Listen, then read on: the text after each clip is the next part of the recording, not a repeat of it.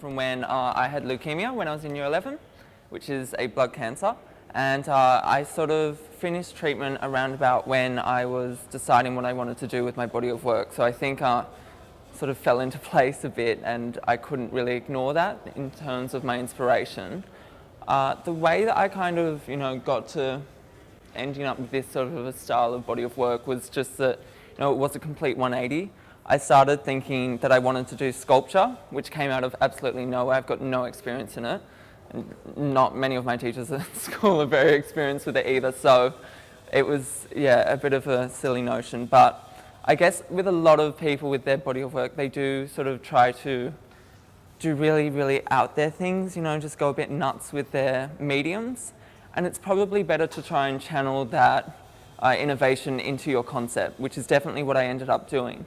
And I found that really helpful just because you should just do something that you're good at and that you enjoy, because you just don't want to make the process any more difficult than it already is. So, that I find tremendously helpful for myself. And once I went through those stages of wanting to do sculpture and really quite twisted and tormented ideas that went through just because I was a bit angry in general, and I came out with just wanting to, acknowledge the disease in a different way, one that was more, just observing, the beauty that can be found in those microscopic images, which is, what really intrigued me the most, was just going down and looking at these slides of, I used my blood, my bone marrow, and my bone samples, and looked at those on a, through a microscope, and just found that the colours in them and the shapes that they formed are just really quite incredible, and something that we don't see, every day.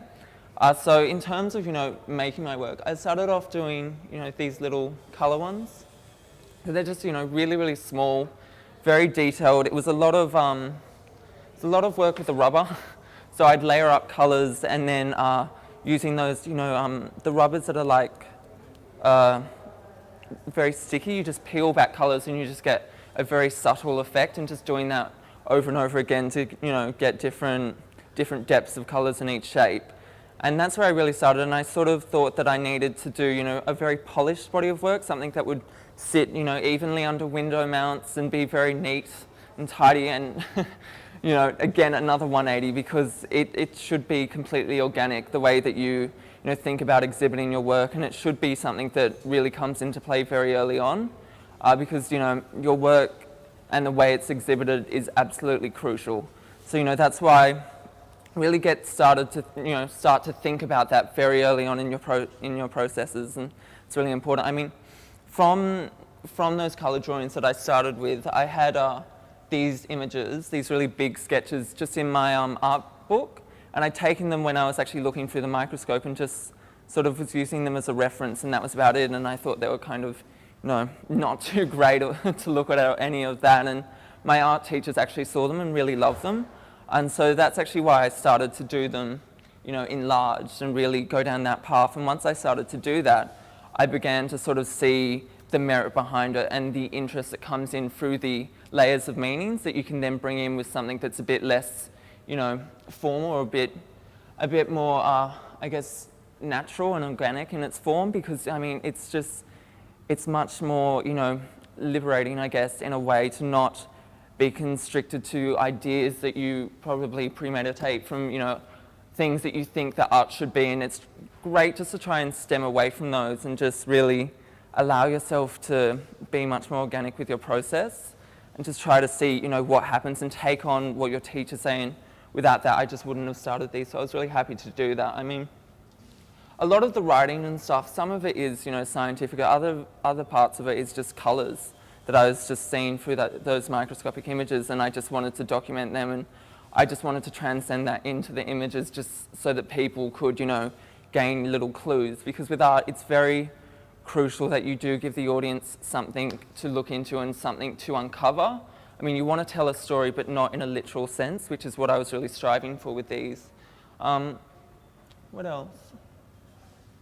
That's about it, really. I think playing with textures as well was really interesting for me, and just not going too literal or too, realism, as, a lot of people do, and just trying to steer away from that maybe, and do something that was just different, that I just found more intriguing for myself from a personal point of view because it was a reaction to an event rather than, you know, an observation, which I think is very, very important to remember as young artists, that, you know, while we don't often get, you know, significant events in our lives at this age, we do want to make art that reacts rather than observes, because that's where you'll actually be able to ignite something from your audience. When you're reacting, when your work is something that's, you know, sometimes personal, even if it's not in a conceptual way, more in, you know, the mediums and however you choose to do it.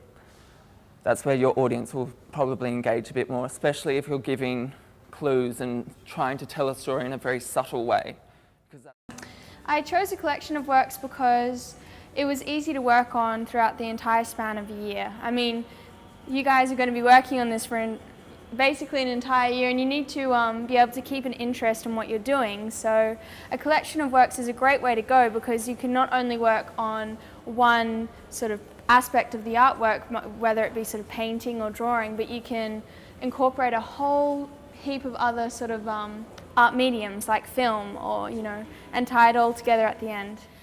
See, this is the thing. This is, I think, the first step to getting a really good artwork is just to brainstorm all the time. You know, you see something, see an artwork you like, see a film that you like, or a YouTube video that you like, write it down. Why did you like it? You know, it's really important to brainstorm ideas. You guys should have hundreds of ideas about what you want to do, you know. And I came to my concept because, yeah, just from thinking of ideas, and it's basically about Facebook and diaries now. This is something that I discovered and going on Facebook, because, you know, you go on Facebook every evening, every morning, and people post up things like, you know, oh my God, today totally sucked, you know, my boyfriend dumped me. And it's all of a sudden I started to realize that these are personal things that we are putting up on Facebook, are they not? You know, it's your medium to talk out to the world and tell them how you're feeling about something, you know. And I started thinking that all of a sudden this is incredibly public. You put that up there and there's like hundreds of people who are viewing it, and that's such a far cry from when, you know, you'd keep a secret diary and you'd lock it up and keep it under your bed, and, you know, you'd say you had a bad day but no one else would know about it. So so my artwork really explores this sort of concept of the public profile that you keep and your private one, thus the name Secret Selves. So that's what it's exploring. And in order to do that, I decided to keep a whole lot of diaries. Now, I only kept 3, but I've got heaps more at home of certain characters that I did. So once again, this is a point I'm really going to reiterate to you guys, is you've got to keep working all the time on something. You know, even if you don't end up using it, it's helpful because you're getting ideas all the time. I really would recommend that all of you keep a notebook, and just anything you see, yeah, anything at all, a favorite color or something, just keep ideas all the time. So basically, I kept a diary for each of these characters, and they each had a theme. And the reason why I did different diaries with separate themes was because it would maintain my interest throughout the year, because I could, you know, I didn't really want to be working on one piece of artwork because it would get really boring, I think. So I kept different diaries with different themes, and I just collected them and got some from office work, some from garage sales, op shops. So keep an eye out for objects everywhere you go. So I went into this sort of year, well, last year when I went to do art, and I just had a very general, vague concept, and that was diaries and keeping a diary. And then I started working on these diaries all throughout the year, not really knowing exactly what I was going to do with them. And then I found some objects and I put them together, and then I got the film at the end to tie in my concept. So I think that's a good way to go about something, is to have a clear idea of what you're doing, but keep it a bit vague. Don't try and box yourself in, because you'll probably go a bit of a different direction, and then really tie it together at the end. That's a good way of going. Now, I'll first talk about you know, what inspired me to do these 2 artworks. Basically, at the start of the year, my teacher, Miss Wright, showed me a lot of Caravaggio and Baroque lighting artists. And, you know, basically, if you guys have heard about it, Baroque lighting is pretty much lighting up an object or painting it in a way that in the background it's really dark, but on one side it's like really bright and bringing out all the details of the object or person. In this case, bringing out all the textures and all the really fine details of the objects. Now, what I did here was I actually appropriated from two artists, one from Caravaggio and another from Pieter Cleits. The original artwork of Pieter Cleits here was named The Still Life with Oysters. And basically, so I thought, you know, I like sport, I like food, like to eat, like to play sport. Why not do something contemporary, do a still life version of junk food? And so what I did was I got the original artwork from the artists and I put it through Photoshop. And what I did was I found like really high quality images on the internet, and I just Photoshopped it and tried to like cut and paste, put it to the proper size. So then I didn't really use any other type of medium, because I thought, you know, acrylic paints is what I was good at. At the start of the year, my teacher gave me a bit of oil paints to use. I was like, nah, you know, I can't do this. This is not my style. So I think it's a really good idea to use what you're good at and then build upon that with a strong idea and then come down to something really simple. So what I did was, with these kind of lighting effects, there were actually different ways of how I depicted it.